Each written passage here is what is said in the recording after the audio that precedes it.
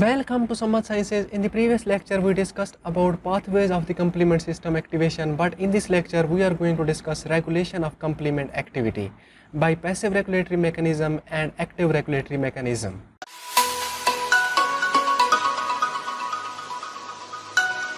Okay, alright, let us start our lecture.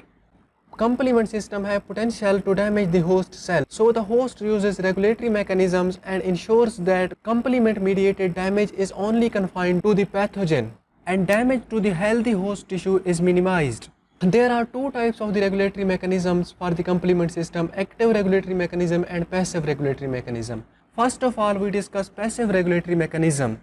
Passive regulatory mechanisms depends upon the difference in the cell surface carbohydrate composition of the host versus microbial cells. Host cells have different carbohydrate composition as compared to microbial cells, so they do not favor the attachment of the complement components and are protected. In active regulatory mechanism, different proteins are synthesized which destroy, inhibit or tune down the activity of the complement components. For example, C1 inhibitors are the protein that inhibit lectin and classical pathway. They binds in the active sites of the serine proteases of the lectin and classical pathway. For example, they form a complex with the C1 proteases of the C1 complex and cause them to separate from its partner C1q. When C1 complex components are separated into different fragments, it cannot perform its function, so activation of the C4 and C2 is prevented. When C4 and C2 components are not activated, lectin and classical pathways are not initiated, so the host cells are protected. Decay accelerating factors are another proteins that cooperate to accelerate the breakdown of C3 convertase complex into its separate components. For example, decay acceleration factor CD55, CD35 and C4 binding proteins separate the C3 convertase components into their different fragments.